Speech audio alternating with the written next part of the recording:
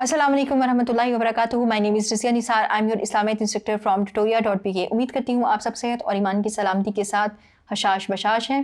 मैं आज आपके सामने एक नए मौजू के साथ हाजिर हूँ। मौजू है हमारा आपकी किताब में से दूसरा सबक इस्लामी तशख़्ख़ुस का महासने अखलाक में से एक अहम रुकन एहतराम कानून। एहतराम कानून क्या है? यानी कानून का एहतराम किया जाए। और कानून क्या होता है? कानून वो पॉलिसीज़ होती हैं, वो प्रिंसिपल्स होते हैं जो आपके मुआशरे में राइज किए जाते हैं। इस्लाम आया तो वो अपने कवानीन लेकर आया। हदूद व ताज़ीरात को इस्लाम में एक अहम अहमियत हासिल है। कोई शख्स अपने नफ्स के हाथों मजबूर होकर कोई गुनाह कर लेता है, कोई गलत काम कर लेता है, अगर उसको उसकी सज़ा ना दी जाए तो उसका नफ्स उस पर मुसैर हो जाता है। अगर सज़ाओं का कानून राइज कर दिया जाए, मवाख़ज़त की जाए, तो क्या होगा कि दूसरे लोगों को भी इबरत मिलेगी और ये शख्स भी जो होगा आइंदा के लिए उस गुनाह से उससे बाज आ जाएगा।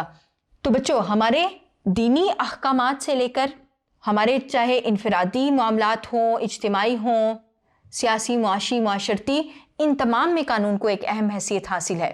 दीन में भी अगर आप कोई गलती करते हैं, फिर अगर आप कोई गुनाह पोशीदा भी करें, तो कल को हमारे यहाँ यौम आखिरत का तस्वुर है, अल्लाह ताला वहाँ मीज़ान कायम करेंगे तो वहाँ पर हमें हमारे गुनाहों की सज़ा दी जाएगी। तो ये एक कानून चला आ रहा है, इस पर अमल होगा। यही सोच इंसान को गुनाहों से बाज रखती है। फिर हम देखते हैं दो अफराद से लेकर बैनुल अक़वामी ताल्लुकात, हर तरफ जो है कानून का एहतराम करने से लोग गुरेज़ा हैं। कानून का एहतराम किसी खातिर में नहीं लाया जाता। छोटे तबके से लेकर बड़े तबके तक हर कोई कानून के एहतराम से नाला नज़र आता है, हर कोई कानून की पासदारी से दूर भागता है। मिसाल के तौर पर आप किसी दिन सिग्नल पर खड़े होकर देख लें, एक साइकिल वाला भी सिग्नल तोड़ेगा, एक बड़ी गाड़ी वाला भी सिग्नल तोड़ेगा। तो जिस मुआशरे में एहतराम कानून ना हो तो वहाँ पर एक्सीडेंट्स फिर आम बात हो जाती है। अब क्यों लोग कानून का एहतराम नहीं करते? तो बच्चों, इसकी दो वजूहात हैं।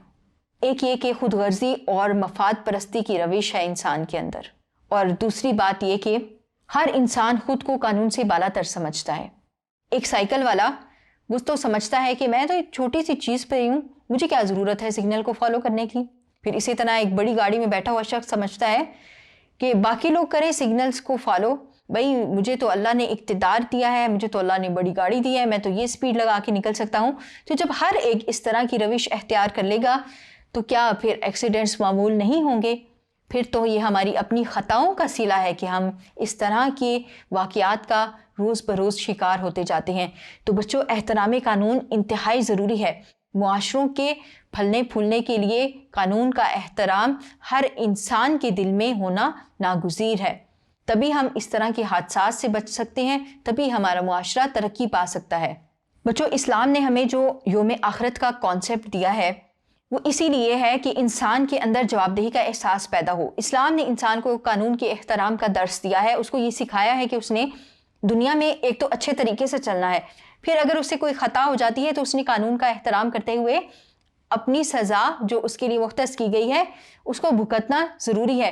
क्योंकि क्या होगा कि अगर यहाँ पर दुनिया में कोई इंसान कानून की गिरफ्त से बच जाता है तो आखिरत में वो नहीं बचेगा। आखिरत में तो इंसान के अज़ा उसके हक में गवाही देंगे कि इसने फ़लाँ वक्त पे फ़लाँ काम किया था, तो अल्लाह ताला फिर उसको सज़ा देंगे। तो उस वक्त ये सोचेगा कि काश वो दुनिया में इस गुनाह की सज़ा पा लेता तो आज उसको आखिरत में सज़ा ना मिलती।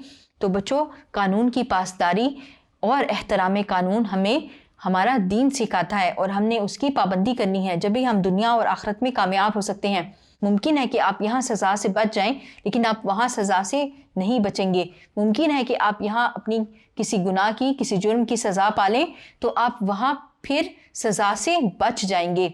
तो ये वो तमाम बातें हैं जो कि मुआशरे की तश्कील में एक अहम किरदार अदा करती हैं। इसी हवाले से हमें कुरान भी दर्स देता है और इसी हवाले से हमें सुन्नत मुताहरा और सहाबा कराम की ज़िंदगी से भी दर्स मिलता है। इसी सिलसिले में आपके सामने एक वाक़या नकल करते हैं जो कि हज़रत अली के हवाले से है। एक मरतबा हज़रत अली रज़ियल्लाहु ताला अन्हु की ज़िरा गुम हो गई और एक यहूदी से मिली।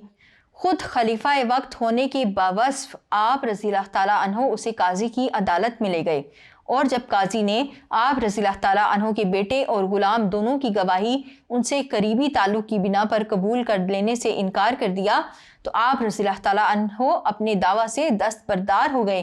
احترام قانون کی اس مثال نے یہودی کو اتنا متاثر کیا کہ وہ کلمہ پڑھ کر مسلمان ہو گیا۔ تو بچوں، آپ نے دیکھا کہ حضرت علی رضی اللہ تعالیٰ عنہ خود خلیفہ وقت تھے، لیکن اس کے باوجود انہوں نے اپنا جو میٹر تھا وہ جا کے عدالت میں پیش کیا، اور پھر جب ان کو اپنی بات میں گواہ نہ ملے اور قاضی نے ان کے قریبی رشتہ داروں کی گواہی ماننے سے انکار کر دیا، تو یہودی یہ دیکھ کر بہت متاثر ہوا کہ اسلام کا نظام کس قدر اچھا ہے۔ اور حضرت علی بھی جب اپنی دعوت سے دستبردار ہو گئے تو اس نے اس یہودی کو بہت متاثر کیا اور اس نے اسی بات پر اسلام قبول کر لیا۔ تو بچوں، یہ وہ اخلاق ہے، یہ وہ اوصاف ہیں کہ جو ہمارے اسلاف نے اپنائے تو اسلام کا بول بالا ہوا، اسلام کو وہ ترقی ملی جو آج میسر نہیں ہو سکتی۔ کیوں؟ کیونکہ آج ہمارے اخلاق خراب ہو چکے ہیں۔ ضرورت اس امر کی ہے کہ حکمران طبقہ بھی قانون کی پاسداری کرے۔ تو بچوں، ہم یہ چیز ڈیلی آبزرو کرتے ہیں کہ ہم اشاروں پر، سگنلز پر کھڑے ہوتے ہیں، سرخ بتی جل رہی ہوتی ہے، ہم رکے ہوتے ہیں، لیکن کیا ہوتا ہے کہ اعلیٰ عہدیداران آتے ہیں، حکمران طبقہ آتا ہے اور وہ کسی بات کی بھی پرواہ کیے بغیر گزر جاتا ہے۔ تو جب حکمران طبقہ اس طرح کی روش اختیار کرے گا تو عوام سے پھر وہ کیا ایکسپیکٹ کرتے ہیں؟ تو بچوں، ضرورت اس بات کی ہوتی ہے کہ حکمران طبقہ بھی احترام قانون کرے، اور ان کے ذریعے پھر عوام بھی سیکھتی ہے کہ اس نے بھی قانون کا احترام کرنا ہے۔ تو قانون کا احترام رائج کرنے کے لیے ضرورت اس امر کی ہوتی ہے کہ اس کو تمام طبقوں میں رائج کیا جائے، اور پھر جب کوئی قانون کی خلاف ورزی کرے تو ہر ایک کو مساویانہ سزا دی جائے، تبھی معاشرے ترقی پاتے ہیں، تبھی ملک ترقی پاتے ہیں۔ یہ تھا بچوں ہمارا احترام قانون کا موضوع۔ امید کرتی ہوں آپ کو سمجھ آئی ہوگی۔ آئیے بڑھتے ہیں اگلے موضوع کی طرف۔